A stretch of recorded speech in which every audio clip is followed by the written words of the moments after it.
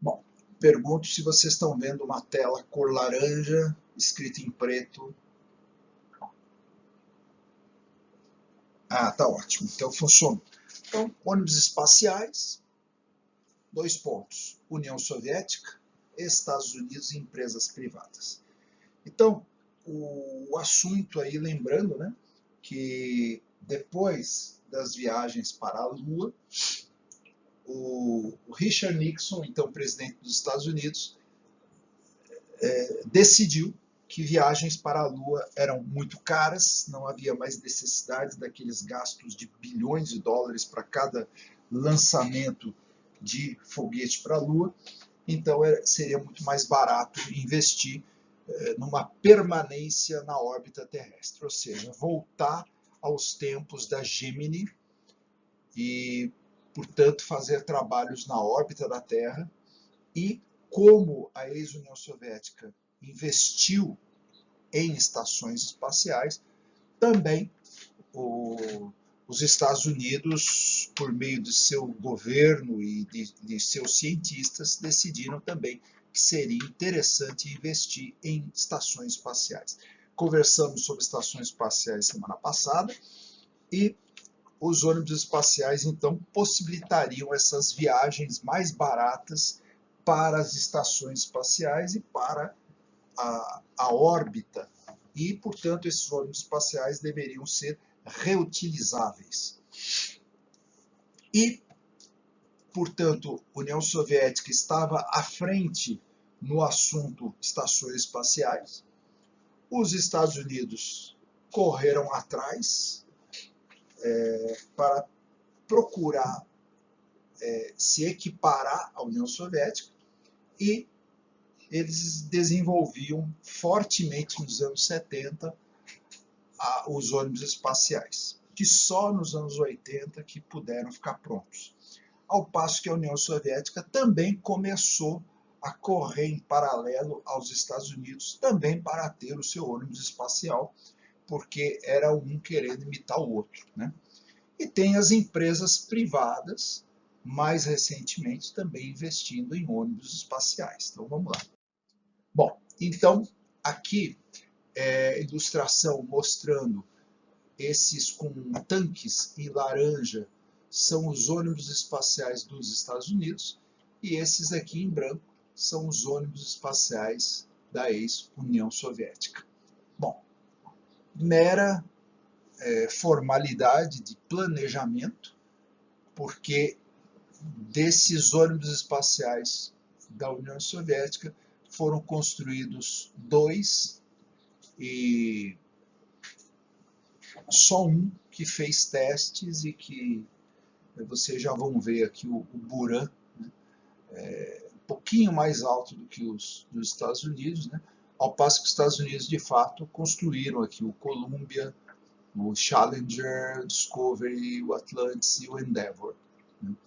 E a União Soviética ficou só num protótipo e depois no Buran e não fez aqui os outros ônibus espaciais. E comparando o tamanho dos ônibus espaciais, então tem a nave, que é parecida com um avião planador, mas que para ser colocado em órbita necessita de 2 foguetes aqui do tamanho de um Soyuz para ser colocado em órbita e um tanque de combustível para alimentar portanto, a carga para esses 2 foguetes chamados booster. Então esse é o conjunto, né? E na altura chega quase aqui um Saturno 1B, mas isso por causa do tanque, não do avião propriamente, né?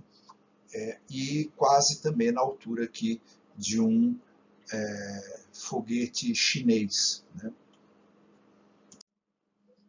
Aqui a comparação, mais uma vez, o Soyuz russo com o Space Shuttle dos Estados Unidos e aqui o Buran.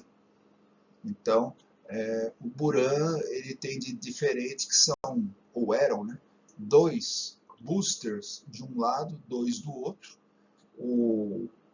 A aeronave ela é muito parecida, com alguns pequenos detalhes na cabina, e depois aqui com os motores traseiros aqui, um pouquinho diferentes, né? E o tanque muito mais alto, né? Então, aparentemente, um equipamento muito mais poderoso esse da ex-União Soviética. Agora, de resto, são mesmo pequenos detalhes que diferenciam um do outro, mas é uma perfeita cópia um do outro, né? Bom, a ideia de um ônibus espacial, seja ele um Buran ou dos Estados Unidos, que é o que funcionou, então veio aqui a sequência.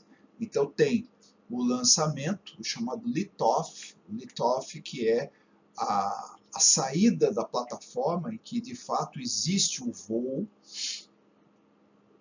Depois tem o desprendimento dos boosters, e o aviãozinho ele também tem um combustível próprio aqui, tudo isso tirado desse tanque principal. E aí esses boosters eles caem com paraquedas e são recuperados, e depois mais alto separa o ônibus espacial do tanque, e esse tanque também ele é recuperado. E aí, enfim, o ônibus espacial se dirige para a permanência na órbita terrestre. E aí tem toda a fase de operações, de trabalho, ele tem um cargueiro, que vocês já viram que foi instalado o Space Lab da Europa.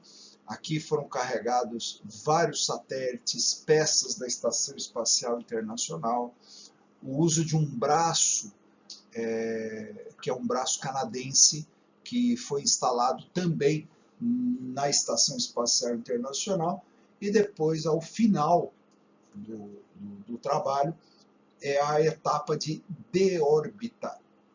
Então, o ônibus espacial ele vira ao contrário, nos dois sentidos, né? Fica aqui com a barriga para cima e acende os motores com as tubeiras para reduzir a velocidade orbital e começar a queda. E depois disso, então, ele vira a barriga de novo para a atmosfera e vem na reentrada, e essa barriga tem placas de proteção, que nós já vamos vê-las de perto, e essas placas aguentam temperaturas de pouco mais de 1.700 graus, quase 2.000 graus. Então esse é o processo da reentrada como um planador, e ele vem depois fazendo um zigue-zague, espiralando, até pousar numa pista de aeroporto, e o freio é feito com um paraquedas. Então, começando pelo programa espacial soviético, o Buran, que traduzindo para o português seria Nevada. Então, esse é o patch, o logotipo do Buran, do programa espacial russo. Aqui, imagens reais do Buran na plataforma de lançamento e em lançamento. Um ônibus espacial muito bonito, um conjunto imponente. E aqui alguns dados, né? Ele foi destruído em 2002, o primeiro voo foi 15 de novembro de 1988 e o último voo foi esse mesmo. Então ele só fez um voo, não tinha nenhum tripulante, foi uma órbita de 3 horas e ele deu 2 voltas em torno da Terra. Então mostra que ele funcionou. O que aconteceu foi a falta de dinheiro da ex-União Soviética para que ele se mantivesse em órbita, né? 1988, não em órbita, em status de funcionamento. 1988 era o final da ex-União Soviética, o dinheiro estava faltando e realmente estava muito difícil. Se esse ônibus espacial tivesse chegado 10 anos antes, ele teria feito muito sucesso pela ex-União Soviética. Agora, o detalhe, ele foi destruído em 2002.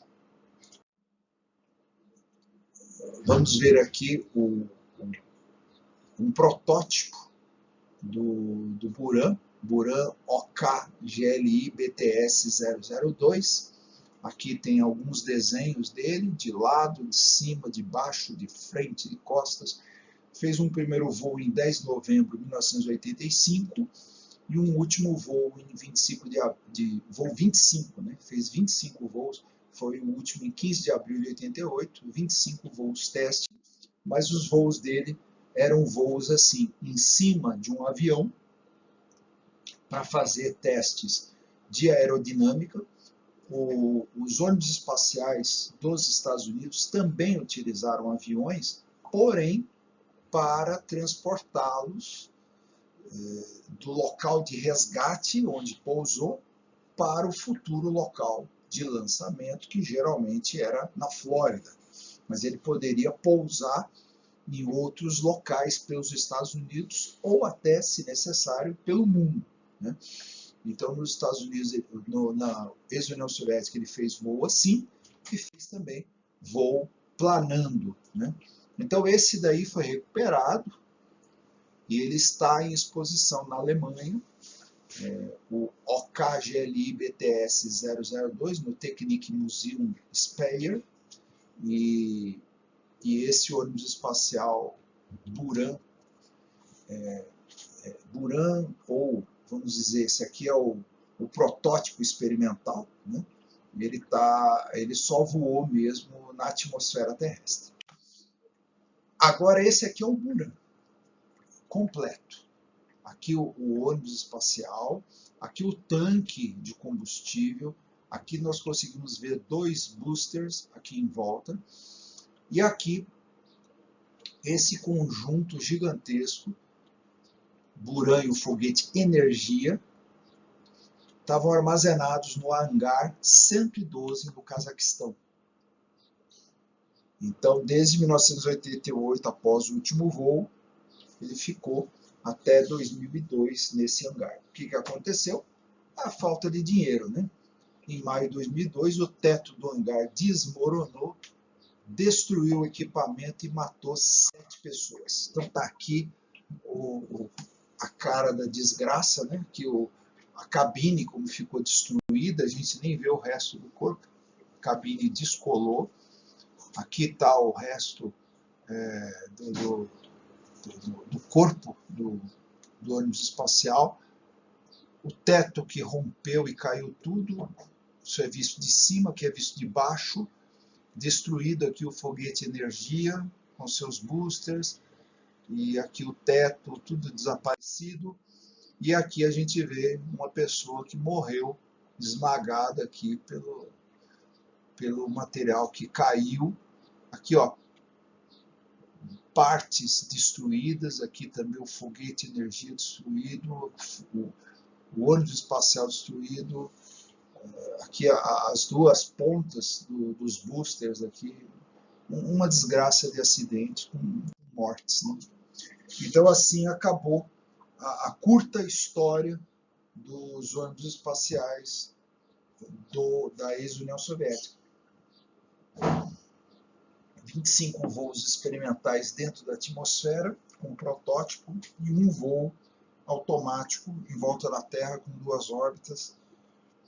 Um exposto em museu, muito bem, e o que realmente voou em torno da Terra, destruído em um acidente por queda de hangar.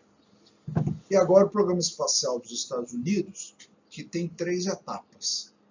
Tem aqui a North American X-15, que a gente precisa lembrar dessa história importantíssima na astronáutica, o Space Shuttle, que é o assunto fundamental, importantíssimo, e o Boeing X-37, que existe, vem por aí, mas não tem a magia e a utilidade do Space Shuttle, porque ao invés de ser um ônibus espacial, é uma vanzinha, né? Quase que um táxi grande, mas enfim, é o que se tem para hoje. Então aqui uma comparação nos anos 60, os 3 aviões da North American X-15, que eram aviões e planavam quando necessário, mas atingiam aí altitude acima de 80 até 100 quilômetros de altitude, portanto, tornando os pilotos desses aviões astronautas, porque passavam o limite de 100 quilômetros. Em 1981, o Space Shuttle, finalmente, dos Estados Unidos, passou a funcionar. 88, a experiência do Buran, um voo único. 2004, a Space Ship One, por meio do que iria se tornar a Virgin Galactic, né, fazendo seus primeiros testes com um avião pequenininho, que hoje nós já sabemos que dá muito certo com o caso da Virgin. E 2010, a Boeing X-37, também usando um avião pequenininho, só que esse avião ele vai na ponta de um foguete Atlas V ou de um foguete Centauro, dentro aqui da coifa, para que ele possa ser colocado em órbita por um foguete, fazer todo o seu trabalho em órbita, depois planar de volta para a Terra, né? Esses são os tipos de ônibus espaciais existentes e que foram feitos os testes. Então, começando pelo programa espacial da North American X-15, aqui é um patch, um logotipo de homenagem, com os nomes aqui de vários astronautas, né? Então aqui aparece Walker, White, aparece Armstrong. Então são nomes famosos que fizeram parte mais tarde do programa espacial da Gemini e da Apollo, né? Bom, então aqui estão os 3 únicos aviões fabricados. Então na cauda, o final do número 70, 71 e 72. Somente esses 3 foram fabricados. Eles têm leves diferenças aqui no bico, que a gente pode ver, né? E também aqui na pintura da cauda, né? Mas basicamente eles são a mesma coisa, né? Então esses aviões eles eram colocados numa situação muito parecida à atual Virgin Galactic, porque eram aviões que pegavam carona num outro avião maior e que lançava eles para fora do que seria a troposfera, a estratosfera, atingindo indo acima, inclusive, da mesosfera e atingindo a termosfera, porque essa divisão entre mesosfera e termosfera é que seria o limite do espaço exterior, entre 80 e 100 km de altitude. Bom, então uma nave experimental de pesquisa de alta velocidade com motor foguete. A empresa North American Aviation, que é a atual Rockwell International, começou a fazer aviãozinho em 1954, fez só 3. Primeiro voo, 8 de junho de 1959, e foi aposentado em dezembro de 1968, tripulação de uma única pessoa. Então era lançado por um bombardeiro. Foram feitas 199 missões entre 1959 e 1968, atingiram velocidades de Mach 4, 5 e 6. O que é isso? Esse Mach é a velocidade do som. Então, 4, 5, 6 vezes a velocidade do som, estabelecendo o recorde absoluto de velocidade em 7.274 km por hora, que é o Mach 6.72, em outubro de 1967. Em 13 dos voos, a aeronave atingiu altitudes tão elevadas que foi preciso, pelas normas da Força Aérea dos Estados Unidos, conferir aos seus pilotos o título de astronautas. Vamos já ver quais são esses 13 voos. Então aqui fotografias de época. Então aqui tem um bombardeiro da Força Aérea dos Estados Unidos, aqui tem um X-15, acompanhado aqui por um avião caça. Então aqui ele é levado para uma altitude aí acima da troposfera, que a troposfera termina em 12 quilômetros, e se daí consegue chegar a voos a quase 20 quilômetros de altitude, esses bombardeiros aí. Talvez nem tudo isso, talvez uns 15, aqui tem caça que chega a 20. Mas o máximo que dá, aí depois o motor foguete do X-15 é acionado, ele desprende do bombardeiro e passa a ter voo sozinho, e dali para cima, então, ele tenta alcançar voos acima da troposfera, que já seria a estratosfera, e acima da estratosfera, que é a mesopausa, e acima da mesopausa, alcançando a estratosfera, portanto, entre 80 e 100 quilômetros de altitude. Aqui, o foguete voando, esse aqui é o número 72 na cauda, né? É um avião-foguete, que é um ônibus espacial de uma pessoa. Então está aqui, os 13 voos que superaram os 80 km de altitude, reconhecidos pelo Departamento de Defesa dos Estados Unidos como necessários para a atribuição das asas de astronauta aos respectivos pilotos. A Federação Aeronáutica Internacional é a entidade que regula e oficializa os recordes aeronáuticos a nível mundial, requer altitude de 100 km. Bom, seja por isso, aqui teve também voos de 100 km. Né? Então vamos ver aqui, ó, de 1962 a 1968, né? Então, teve aqui, ó, 95,9, 82,7, 86,7, 105,9, 107,8, 85,5, 82,6, 90, 81,1, 93,5, 85,5, 81, 81,4.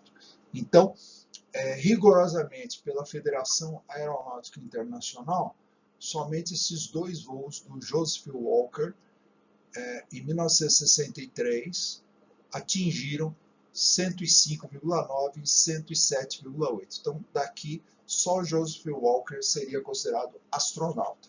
No entanto, pelo Departamento de Defesa dos Estados Unidos, qualquer voo acima de 80 são astronautas. Então, todos esses aqui, ó, Robert White, Joseph Walker, Robert Rushworth, o Joseph Walker, de novo, Joy Engel, John McKay, William Harvey Dana, William Knight, Michael Adams, todos eles considerados astronautas. E aí estão, que tem 6 deles, então vamos ver, astronauta X-15, da esquerda para a direita. O Joseph Engel chegou a 85 km, o Robert Rushworth, 86, o John McKay, 90 km, William Knight, 85 km, esse aqui não, o Milton Thompson chegou só a 65 km, e o Bill Dana chegou a 81. Então, desses daqui, só o Milton Thompson que não ganhou a asa de astronauta. Bom, aqui ainda temos o Robert White, 96 km, o Joseph Walker, 107, que alcançou inclusive 2 vezes, né, 105, 107, e aqui o Michael Adams, 81 km. Estão expostos aí o North American X-15-1, que é o que tem final 70 na cauda, está exposto em Washington, no National Air and Space Museum, Washington, D.C. E aqui o final 71, que é o X-15-2, exposto no National Museum of the United States Air Force, Dayton, Ohio. Muito bem, cadê o terceiro?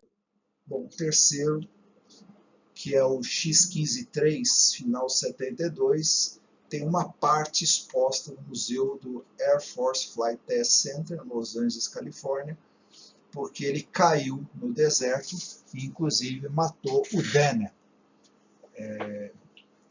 E então tem só um pedaço da aeronave aqui em exposição. Bom, então essa é a história rápida do X-15.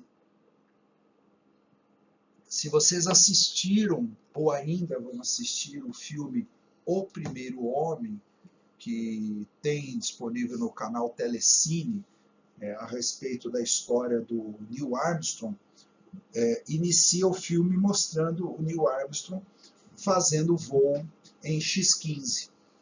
E o Neil Armstrong também atingiu aí, altitudes bastante elevadas, porém não acima de 80 quilômetros, né? Mas ele estava nesse grupo de pilotos de teste que depois foram convidados ou se voluntariaram para fazer parte do programa espacial como astronautas, né? Bom, e agora vem o programa espacial verdadeiro, né, que é o Space Shuttle, né? Então, esse programa espacial durou de 1981 a 2011. O primeiro voo, chamado STS-1, foi 12 de abril de 1981. O último voo, o STS-135,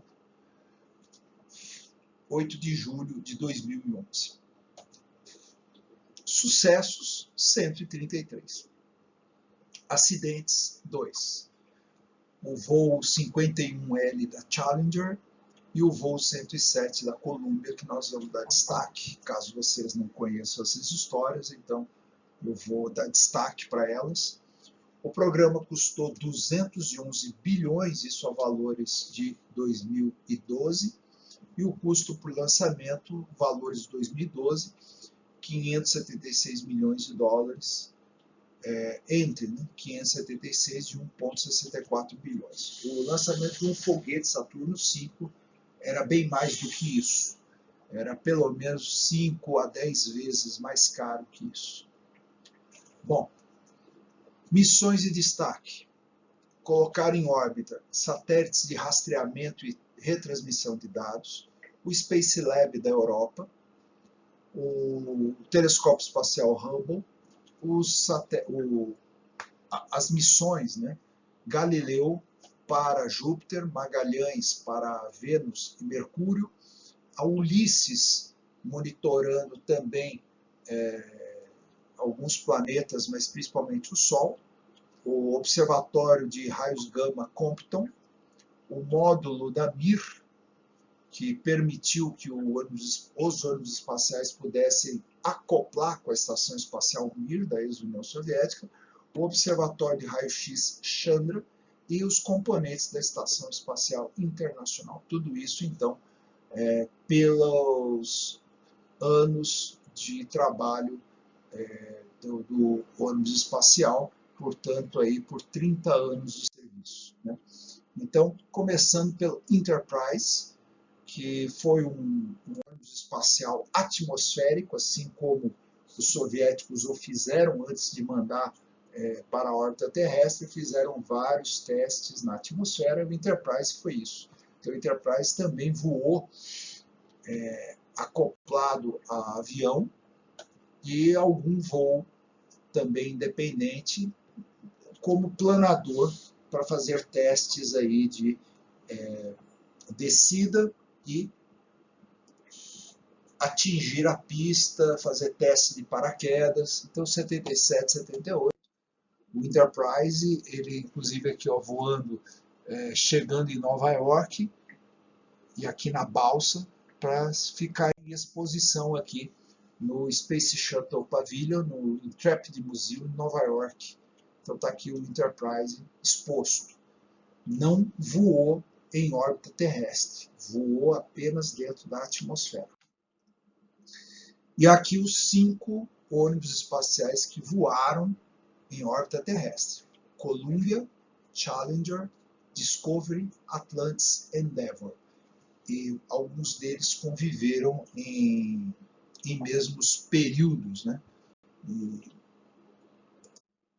Bom, então tem aqui na Wikipedia A lista de missões com os ônibus espaciais eu esqueci de deixar aberto para mostrar para vocês, mas tem aqui o link no PowerPoint de todas as missões, com todos os detalhes. E eu reuni aqui os patches, né, os logotipos de todas as missões dos ônibus espaciais, todas. Então, cada um desse aqui é de uma missão em particular. Essa daqui é de homenagem aos 30 anos e essa é a oficial do ônibus espacial, né? As demais são associadas a cada missão de ônibus espacial, com os respectivos nomes dos astronautas, com os objetivos que se buscou em cada um desses voos. Aqui, uma tabela com estatísticas de voo, que tem algumas informações que divergem de uma tabela para outra, né? Mas aqui tem Columbia, Challenger, Discovery, Atlantis, Endeavour. Nessa outra aqui inclui o Enterprise. Dias de voo, quantidade de órbitas, a distância em quilômetros, quantidade de voos, a viagem mais longa em dias, quantidade de passageiros, atividades extraveiculares, e daqui Challenger, Columbia não acoplaram com a Mir, no entanto as outras acoplaram. Discovery, Atlantis e Endeavour acoplaram com a Mir, e aqui os lançamentos de satélites feitos pelos ônibus espaciais. Aqui coloca o primeiro voo, o último voo, também aqui umas informações a respeito de ter acoplado na Mir.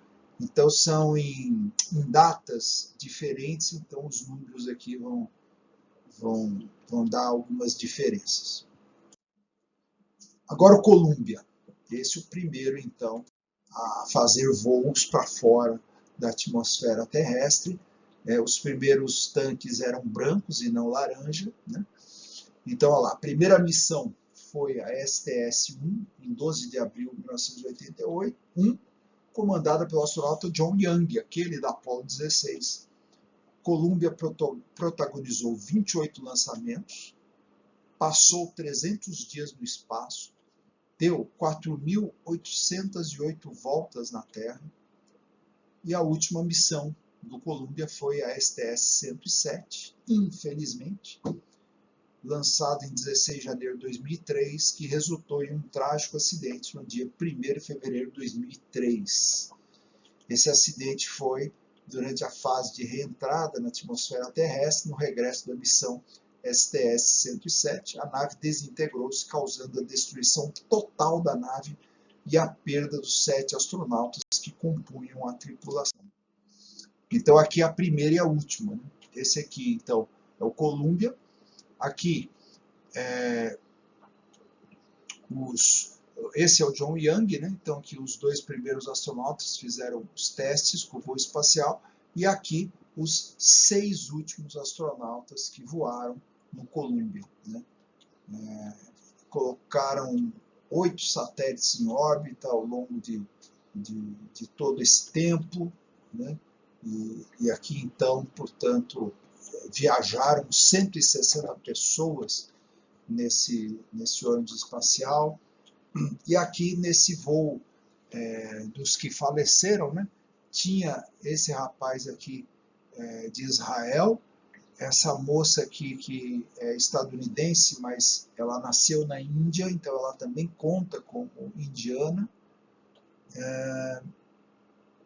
E, se eu não me engano, um desses daqui, acho que esse daqui, não me lembro se era da Agência Espacial Italiana também. Bom, e aí vamos entender o que foi que aconteceu. O ônibus espacial, ele é forrado por baixo e em volta do bico da cabine com esse tipo de cerâmica, que pode ser chamado também de espuma, telha, azulejo, ladrilho cerâmico, tudo isso formando escudo térmico. Então existem 4 tipos espalhados pelo ônibus espacial. Então aqui é uma espuma muito frágil, Então está aqui, ó, o revestimento preto desse ladrilho é de um material chamado vidro temperado empurado por reação, RCG, vidro temperado empurado por reação, e alguns ingredientes é tetrasilicida e vidro de borosilicato. E para impermeabilizar o ladrilho, usou-se aqui uma substância chamada dimetiletoxicilano, injetado nos ladrilhos por seringa, e também ortosilicato de tetraetila, o TEOS, que também ajuda a proteger a sílica e adiciona impermeabilização. Aqui então mostra como que é inteiro aqui, com códigos, e depois aqui ele recortado, mostrando a estrutura interna aqui, né? E isso é colado peça uma a uma no ônibus espacial. Bom, o que aconteceu foi que cada lançamento ele era monitorado com fotografia, verdadeiras lunetas de telescópio de longe, e depois fazendo aqui o frame, cena a cena, se viu que houve aqui um pedaço dessa espuma, esse ladrilho, que soltou, bateu aqui no tanque e depois bateu na asa, como se pode ver aqui, e aí tem uma nuvem de poeira aqui, mostrando que arrancou mais cerâmica, algo muito frágil.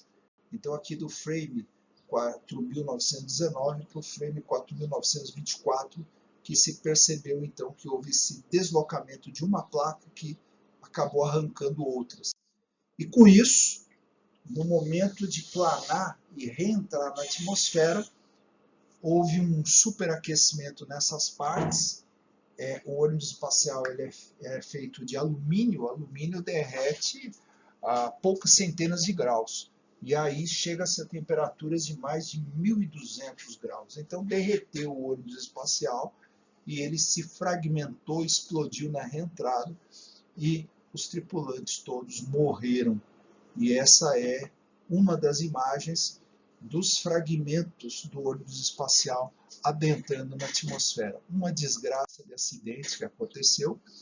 Os fragmentos possíveis de serem encontrados foram coletados nos Estados Unidos e aqui foi colocado nesse galpão onde se procurou associar cada pedaço ao que pudesse ser uma parte do ônibus espacial e eles tentarem explicar o que foi que aconteceu com o ônibus espacial, e mais tarde, por essas imagens aqui, é que se descobriu então que foi por causa de uma espuma dessa. Né? Depois desse acidente, em 2003, o que se passou a fazer é todos os ônibus espaciais que iam para a Estação Espacial Mir ou para a Estação Espacial Internacional, quem estivesse lá na Estação Espacial fazia uma vistoria rápida, porque o ônibus espacial ele virava de barriga para quem estivesse na Estação Espacial, e eles passaram então a verificar se estava faltando algum pedaço. Porque se estivesse, talvez com uma atividade extraveicular era possível reparar, ou fazer conserto. E infelizmente isso não foi feito no voo da Columbia, e daí acontecer esse acidente trágico. Mas agora a Challenger. A Challenger aqui, uma imagem real de um lift-off, de um lançamento. Um sucesso da Challenger foi a estreia dessa mochila, que foi apelidada de Bucky Rogers, em homenagem ao personagem da ficção científica, né, que oficialmente é chamada de Unidade de Manobra Tripulada, ou MM1, a sigla em inglês, né, é Managed Maneuvering Unit. É uma mochila propelida para permitir o voo livre dos astronautas dos ônibus espaciais, Challenger e Discovery. Foi utilizada apenas 3 missões desses ônibus durante o ano de 1984. Aqui, o astronauta fazendo reparo em um satélite em órbita terrestre. E as iniciativas para esse tipo de mochila foram feitas na Gemini. Então, em 2 voos Gemini, havia esse protótipo que na atividade extraveicular queriam fazer os testes. Não houve oportunidade para isso. Não tiveram tanta segurança para isso. Não era o objetivo, naquele momento, de se conquistar a órbita terrestre. O objetivo era a Lua, mas havia. E depois, nos voos Skylab, vocês viram semana passada, os astronautas, em 2 ocasiões, fazendo testes com essa mochila dentro da Estação Espacial Skylab. Então, a partir desses ajustes que foram feitos na Estação Espacial Skylab, que tomaram coragem, em 1984, de colocar astronauta fazendo o voo com esse tipo de mochila. Bom, o que aconteceu daí para frente é que essas mochilas, essa MMU, essa unidade de manobra tripulada, ela foi reduzida em tamanho, se tornou um pouco mais confortável e todas as atividades que se faz extraveiculares na Estação Espacial Internacional se utiliza uma unidade menor dessa mochila de manobra. Então existe uma autonomia caso o astronauta se desprenda da Estação Espacial Internacional. Eles usam cabos de segurança, mas caso haja esse desprendimento, eles usam essa mochila. Bom, outro motivo aqui de lamentação, né, é o Challenger, né, que ele, infelizmente, ele foi destruído em acidentes também do ônibus espacial Challenger. O primeiro voo foi 4 de abril de 1983, STS número 6. Aqui o Peterson, Whites viajou no Skylab, o Musgrave viajou em 5 ônibus Space Shuttle e o Bobby. E aqui o último voo com esses 7 tripulantes, STS-51L, 28 de janeiro de 1986, Onizuka, que sendo estadunidense, ele também representou o Japão, porque ele era japonês também, a Macau Life, que foi talvez a perda mais memorável, porque ela era uma professora de escola primária, e ela foi foi um concurso, né, que ela participou e foi escolhida para dar aulas de ciência no espaço. E ela foi preparada, então, para esse voo, e esse voo explodiu, foi na decolagem, né? Aqui o Jarvis e a Resnick. E aqui na frente o Smith, Scobie e McNair. Fez apenas 10 missões esse Challenger, viajou apenas com 60 tripulantes e 995 órbitas e lançou apenas um satélite. O que aconteceu no Challenger? Bom, aqui são as imagens mostrando aqui que esse foguete booster, ele apresentou um problema aqui nesse anel, e aqui a gente vê um foguinho aqui, uma chama saindo desse lado, outra daqui, aqui mais intenso, até que explodiu esse foguete. E a explosão desse foguete causou a explosão de todo o conjunto, do tanque de combustível, do ônibus espacial, e aqui nós vemos os boosters, então, independentes ainda, com combustível seguindo viagem, né? E aí os pedaços espalhados para todo lado, foi uma comoção nacional, isso, e internacional. E isso foi investigado cuidadosamente para entender o que foi que aconteceu. E a história dessa investigação, inclusive, virou filme, né? Então está aqui em inglês, né? James Howes Film, The Challenger Disaster, em português, Ônibus Espacial Challenger. E tem aqui esse ator aqui, o William Hurt, bem famoso. Esse também aqui, o Denis, que também é famoso. E aqui, o que está dizendo aqui, ó, o filme segue Richard Feynman, interpretado aqui pelo William Hurt, enquanto ele tenta expor a verdade do maior desastre da história da NASA, Challenger Space Shuttle, de 1986, que foi ao ar em 16 de novembro de 1986 pela Discovery Channel.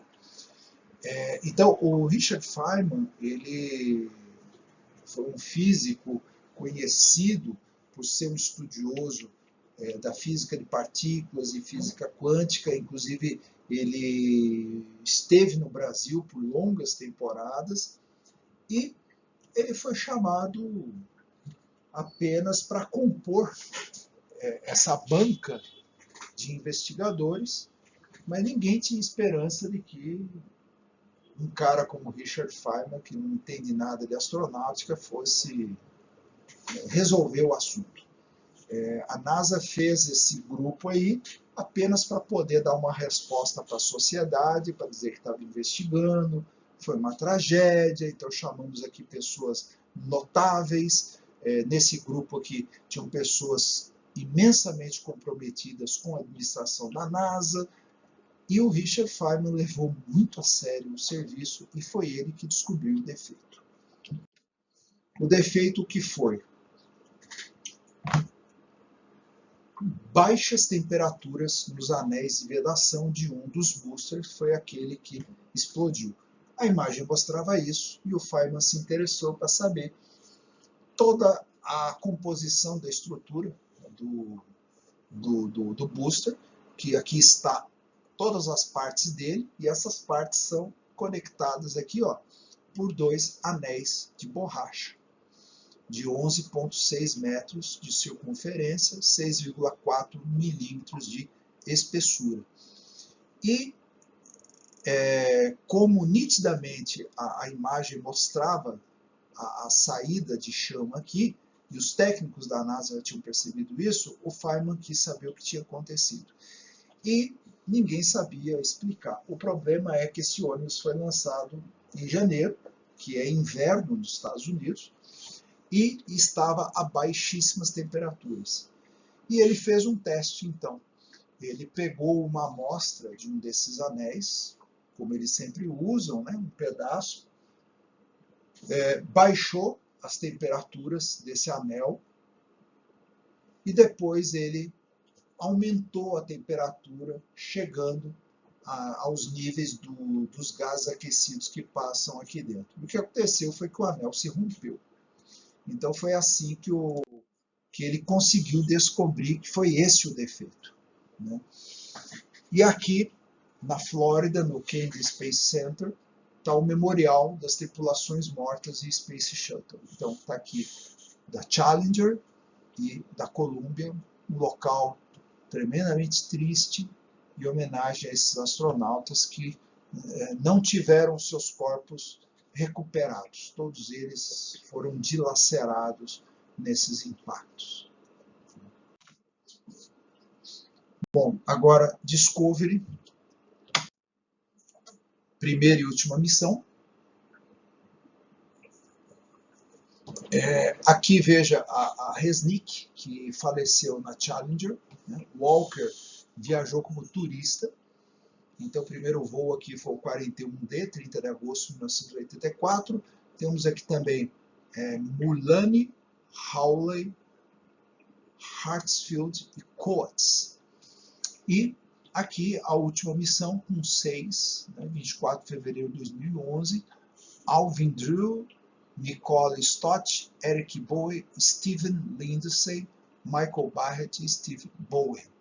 39 missões, 252 tripulantes, 5.830 órbitas, satélites lançados 31, incluindo o telescópio espacial Hubble, uma acoplagem na Mir, 13 acoplagens na Estação Espacial Internacional, sucesso absoluto e ônibus aposentado.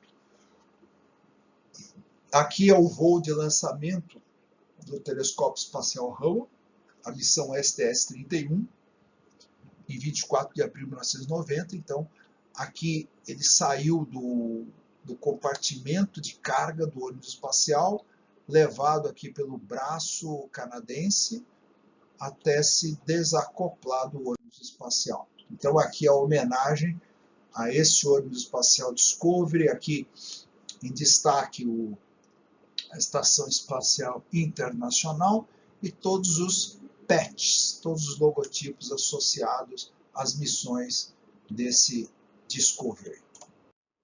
Ele está exposto na Virgínia, no Smithsonian Stephen F. Woodard Hayes Center, Chantilly, no estado da Virgínia. Está lá exposto do jeito que ele veio da última missão. Então as placas aqui estão bem desgastadas pela alta temperatura.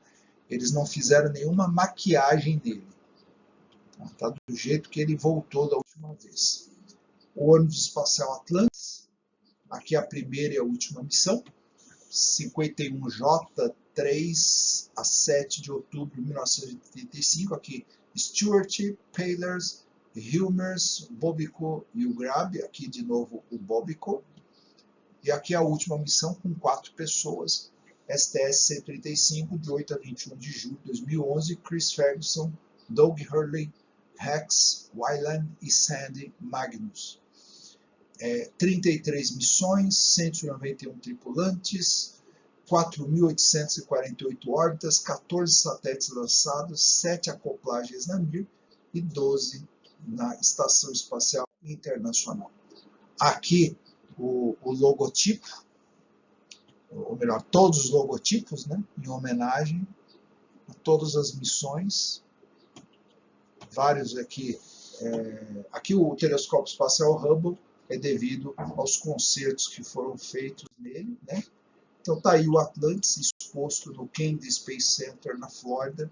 Aqui o braço canadense em destaque. Endeavour, primeiro voo STS-49, 7 de maio de 1992 a 16 de maio de 92. Thornton, Melnick, Watts, Brandestein, Chilton, Akers e Hipp. Uma missão com 7 astronautas.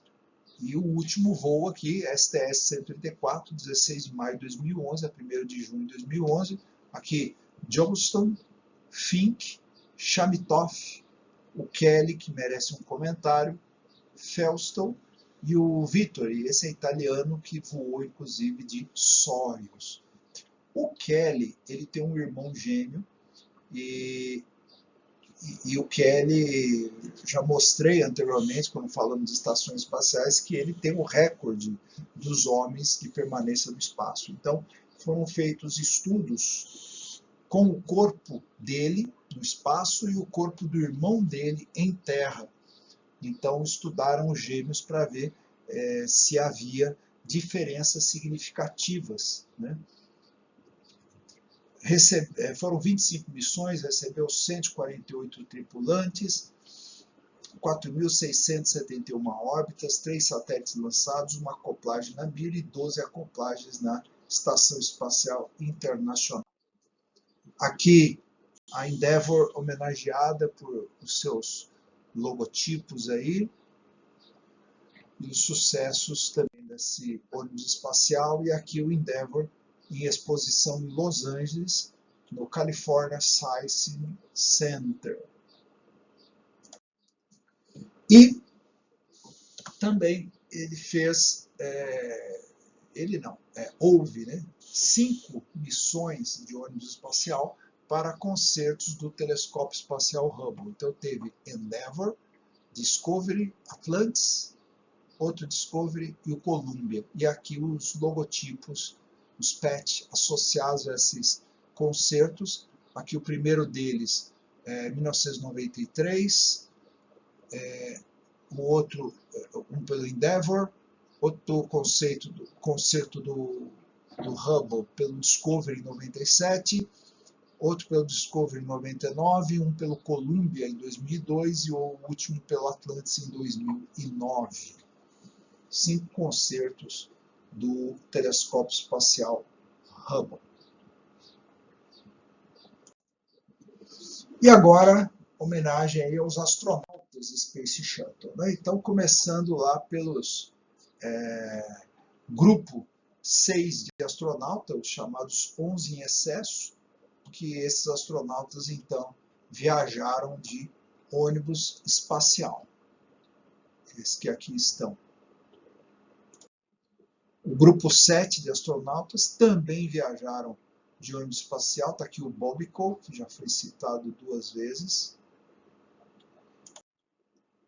E tem também essa lista do Wikipedia, que eu também esqueci de deixar aberto para mostrar para vocês, mas tem no PowerPoint.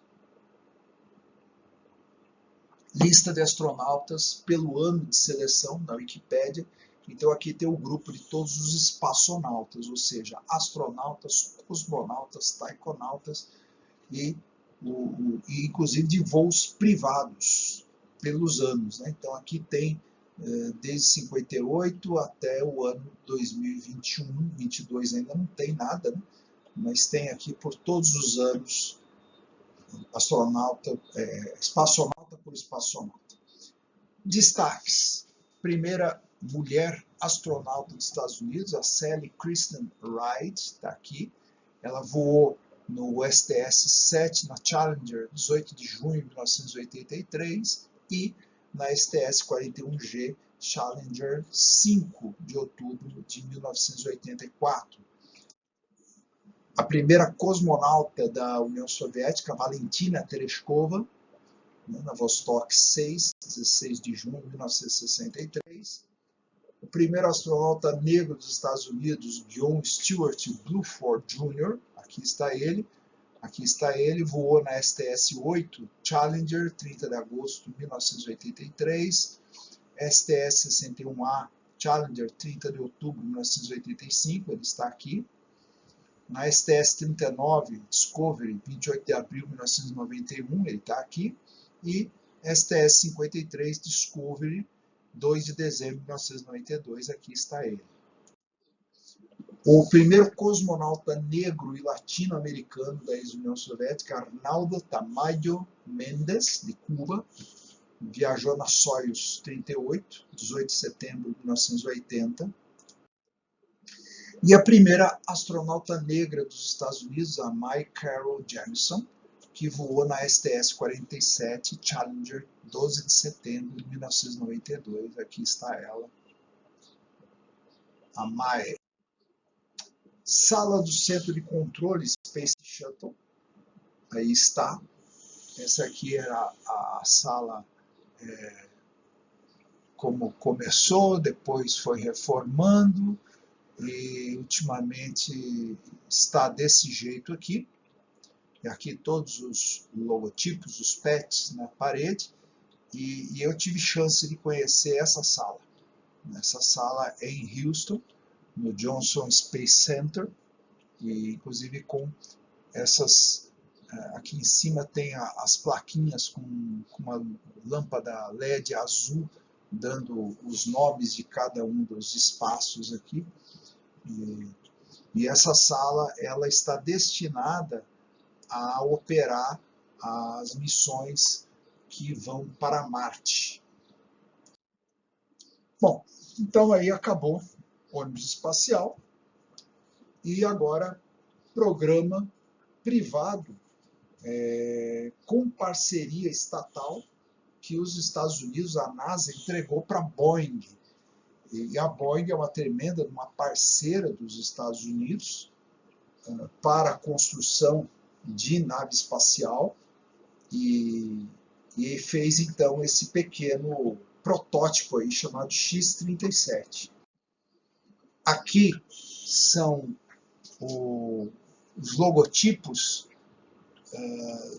desse X-37 da Boeing. Então está aqui, é uma espaçonave monoplano movida a foguete da Boeing. Começou em 1999, está aí até hoje. Primeiro voo só em 2006. Tempo de órbita 270 dias. E não tripulado. Então aqui são imagens reais desse ônibus. Também usa todo o sistema de cerâmica igual dos ônibus espaciais, mas por enquanto ele não leva passageiros e tem sido levado, como eu disse, dentro de uma coifa, impulsionado por foguete Atlas ou foguete Centauro, e depois ele retorna para a atmosfera. Aqui são vários desenhos, aqui frontal, de vista, de cima, vista de lado, de costas, de baixo. E aí o foguete que impulsiona, né? O Atlas V e o Vulcan Centauro que leva aqui dentro dessas coifas, né? Lembrando que são aqueles foguetes originados dos Atlas Agena, Mercury e Gemini. Aqui já mudou de assunto, né? Outro modo de avião, que a gente pode chamar de um pequeno ônibus espacial, são aviões planadores, todos eles, né? Que é o programa espacial privado Spaceship. Então aqui começou Spaceship One, aqui é o avião que leva até o alto e depois ele é impulsionado no mesmo estilo X-15 dos anos 60. Então está aqui, ó, o avião e aqui a carga, que é o planador com motor foguete e depois planador, né? Então aqui está ele aqui voando, aqui ele já saiu, né, com o motor foguete, levantando o voo. Então aqui, ó, o esquema como é que é? Ele sai do avião, voa, atinge a altitude lá de uns 100 km e depois volta planando, fazendo espirais, pousa e acabou a viagem, né? Então, aqui é um avião espacial dos Estados Unidos, originalmente construído pela Scalade Composites, produziu um só, 25 milhões de dólares, tripulação planejada era para uma única pessoa, e aqui os voos que o Spaceship One fez, né? Então, de 2003 a 2004, atingindo aí velocidades de Mach 1.2 a 3.5, a quantidade do que atinge da velocidade do som, né? E atingiu aqui a altitude muito simplesinha de 20 km, 32, 64 e depois 3 voos aqui de 100,1, 110,9 e 120 km. Então, com isso, o Mike Melville atingiu mais de 100 km 2 vezes, portanto ele é astronauta, e o Brian Binnie, 120 km, também é astronauta. E aí estão eles, né? Então, os astronautas privados Spaceship One, aqui o Mike Melville, que atingiu 2 vezes, né? E o Brian Binnie. Então, eles ganharam asas aqui de astronauta, que eles têm o direito de usar essas asas de astronautas. Isso é antes da Virgin Galactic.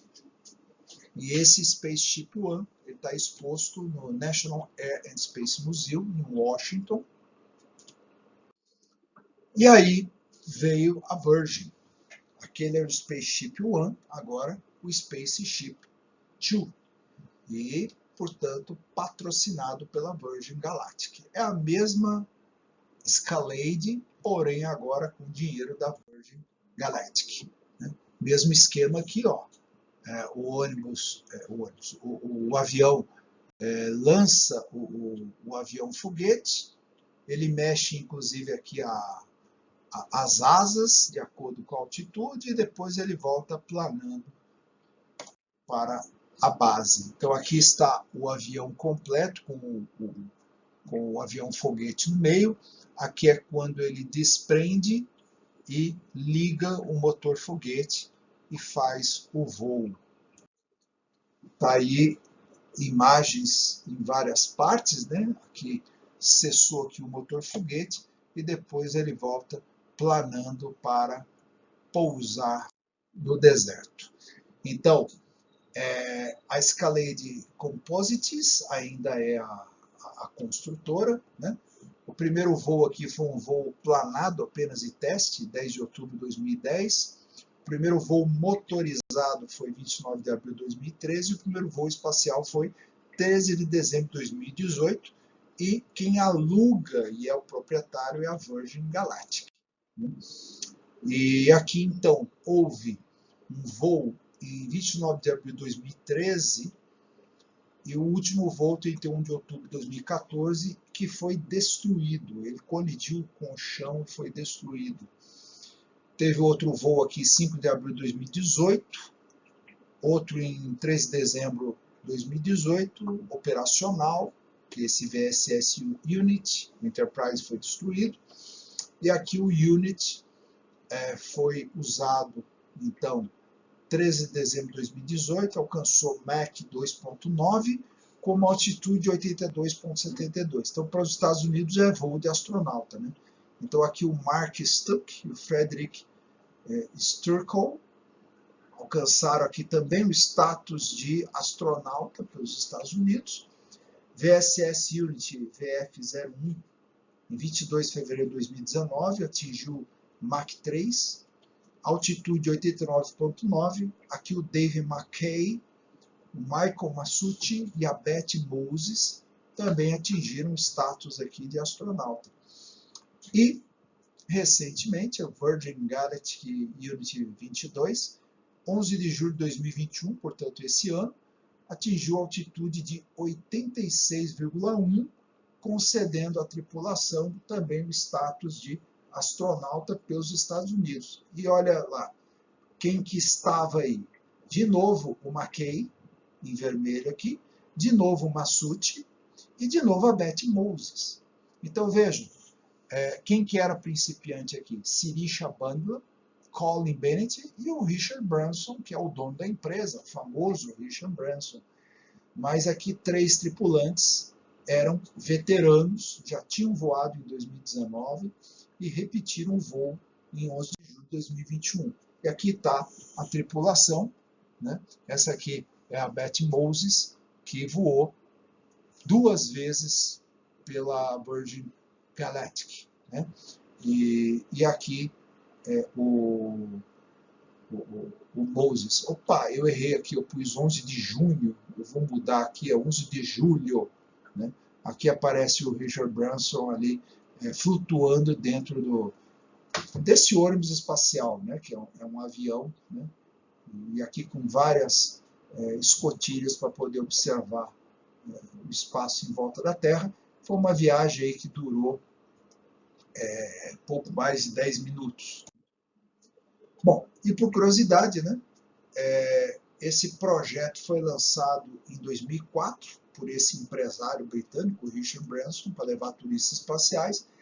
Após 3 anos de otimismo, em 2007, um tanque contendo óxido nitroso, que é o combustível para foguete, explodiu durante testes nas instalações da Escalade Composites, no deserto de Mojave, nos Estados Unidos, e matou 3 pessoas. No ano, então veja, já foi um acidente que matou 3 pessoas. No ano 2011, a Spaceship Two sofreu uma avaria durante a reentrada na atmosfera terrestre, que causou um entrave para o avanço do programa do turismo espacial privado da Virgin Galactic.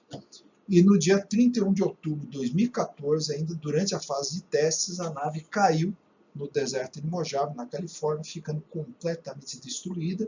Foi confirmada a morte do copiloto Michael Asbury e o piloto Pete Seabold ficou ferido. Bom, essa é a última informação. Enfim.